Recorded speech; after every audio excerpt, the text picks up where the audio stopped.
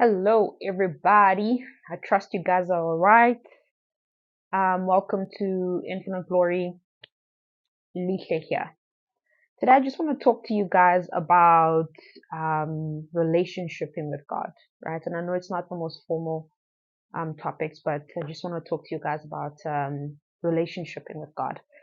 You know, most of the time we're told that Christianity is not it's not a religion; it's a relationship rather. But we don't know how to relationship with God, right? And I mean, it's understandable. How do you relationship? How do you have a relationship with an invisible God? I mean, you can't see him, you can't touch him, you can't feel him, and all of that stuff. So how exactly then do you relationship with God, right? And like most of the time, when we come to God as we come to God as he should be, or whatever it is that we want him to be. So he must give me the blessings. He must give me this. He must give me that. And that's not really how relationships work, right? So relationships are a two-way street. Okay. You treat me right. I treat you right. You do things for me. I do things for you. That's generally how a healthy relationship goes, right? And most of us don't do that. So we only treat God as a genie in a bottle, or as a skivvy, if I can put it that way, that you want him to do things for you, but then when he asks you to do things for him, you're not there. Or you don't even know what it is that he wants you to do for him, right? And so if we look at this whole relationship thing based on, or rather if we use marriage as an example, right? You see, when you get into a relationship, any type of relationship, you have to change. Okay.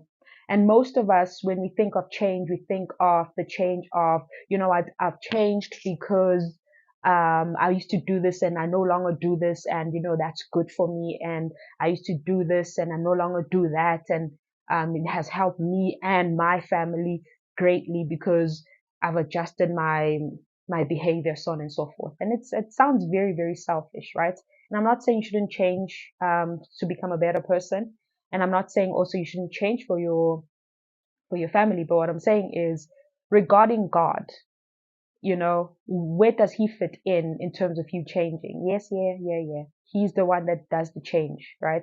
But are you considering how you can be better for him? Not necessarily be a better Christian, because being a better Christian could mean a lot of things. Okay. You can be a better Christian, but not know God. All right. So that's what I want to talk to you guys about. That, when you get into a relationship, you have to change. Okay. And a lot of us really resist the change because we say, oh no, God knows my heart. Any person who is married knows that if you've been in a long-term relationship, or if you're in that marriage long enough, you are not the same person you were in the beginning with your spouse, because there are some adjustments that the two of you had to make for the marriage, for the relationship. And it doesn't necessarily mean that those things were like sinful things or they were bad things. It's just habits that you needed to change. Certain things, your mindset needed to be adjusted. Why? Because you wanted to have a better marriage and a better relationship with your spouse. Okay. And it's pretty much the same with God, guys. When you come to God, you have to be willing to change. Don't be willing to change because you want to get more blessings from him. You want him to answer your prayers much more quickly, or anything of that kind, right? The Bible says in Galatians chapter 6, okay? It says that do not be deceived. God cannot be mocked. All right. And so if you come to God and you don't know how to relationship with him genuinely, and that is your desire is to relationship with him, he will teach you how to do that. Okay. But if you're going to come to God without a genuine desire to relationship with him, and you're just there so that you can get what you want, then you're getting yourself in a bit of some hot water, right? Not necessarily that God is going to strike you down or anything like that, but you are not going to see God in a way that you should, because you are not being genuine, right? And if you come to anyone pretending and not being yourself, pretending to be something that you're not so that you can get what you want, you're pretty much just mocking that person, right? And God knows your heart. Remember that God knows your heart. So every time you approach him, he can see your heart that, okay, this person is approaching me because they want me. This person is here because they want me, right? As opposed to, okay, this person is here because they want what they can benefit from my relationship. And most of the times, those relationships or the people that have that kind of relationship with God, it doesn't go too far. It doesn't go too far. Okay. But nevertheless, God is the one that teaches you how to relationship with him if your heart is in the right place and if your heart is genuine. Okay. I'm going to stress this, right? The changes that we make are not necessarily sinful, right? So whenever we approach God, we always approach him with fear, and we always approach him with the sin mindset that, oh my gosh, I hope I haven't sinned. Oh my gosh, I've sinned, and all of that stuff. And God doesn't really want you to approach him like that. He wants you to approach him with love, with honor, with respect, and he wants to have that good relationship with you, right? Again, if you want to be in a relationship with God or with anyone actually, and that relationship is worth having, you have to be willing to change your mind. You have to be willing to adjust your mindset. You have to be willing to let go of certain habits, pick up certain habits, so on and so forth. Why is that important? That is important. You know, sometimes it's not like your feelings don't even matter, to be honest with you. When you really want a relationship to work and you really want someone in your life, how you feel about making the changes in your life doesn't really matter. And no, it really doesn't. It really doesn't matter. Why? Because you're not making those changes for your own good, but you are making the changes for the betterment of the relationship, for the relationship to be healthy and for the relationship to grow.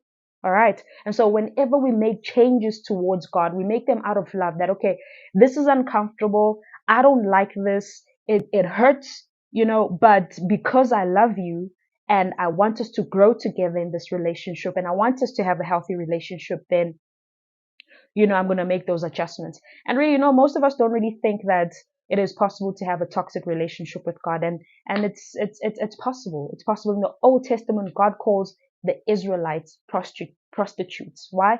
Because they were busy, praying to other gods. And God is saying, hey, what are you guys doing? What are you guys doing? I'm your God. What are you doing? Okay. That was a toxic relationship. And so it's our responsibility individually, right, to make sure that our relationship with God is as healthy as possible. Okay. Let's jump into a few examples. Okay. So let's say, what are the examples rather that require you to change, right? So for example, you go into prayer and every time you pray, well, you pray and then when you're done, you leave. And then God says to you, hey, is it possible for you to give me more time in prayer? I don't like the fact that you come into prayer and then you are the one that does the talking and then you leave. And then after that, you tell your friends that you don't hear me speaking, but you don't give me a chance to speak. So next time you come into prayer, please keep an open mind that I also want to say something to you. Okay. You see, you are not wrong, right? And at the same time, it's not a sinful thing. It's just an adjustment that you need to make when you go into prayer. Okay. Number two, say you're reading the word, right? And after reading the word, you just go about your business. And then when the Lord asks you, what did you read? You don't remember. And God says to you, you know what? I'm not happy with the fact that you rush through the word and then after that you don't remember what you read, right? So please take some time when you're reading the word. Don't rush through it. Okay. Again, it's not a sinful thing. It's a habit that we need to adjust in order for us to grow in the relationship with God and for God to help us and for us to grow together with God in the relationship. Okay. What's another example that I can give you? Another example would be going to church late, right? And God says, you say you love me, but you come to my house late. I don't appreciate that. Okay. And maybe like subconsciously it's something that you used to do before and it wasn't an issue. But as you're growing with God, God is just saying, you kind of need to do better in this area. Okay. You kind of need to do better in this area. All right. So I hope this is helpful to you guys. Please, perhaps when you go to sleep tonight, just think about the things that God has spoken to you about that you needed to adjust in your relationship with Him. And this thing of God knows my heart, listen, that thing does not work, because if you still have the same heart, um, now or in your walk with God that you had when you started, then there's no way the relationship will work. There's no way the relationship will grow. There's no way the relationship will be healthy. Okay. Again, ask any married person who has been married for more than 5 years. Ask them, are they the same person that they were when they started in the marriage? As when they started in the marriage. And I promise you, they will say no. Why? You just have to adjust when you come into a relationship. You have to do better. Okay. I hope this is helpful. And I really hope that when you guys go to sleep tonight, you think about what I said. Think about the things that God has told you to adjust in your relationship, just so you guys can do better. Okay. All right. Thank you for watching, guys, and I'll see you in the next video. I don't know why I do this. I just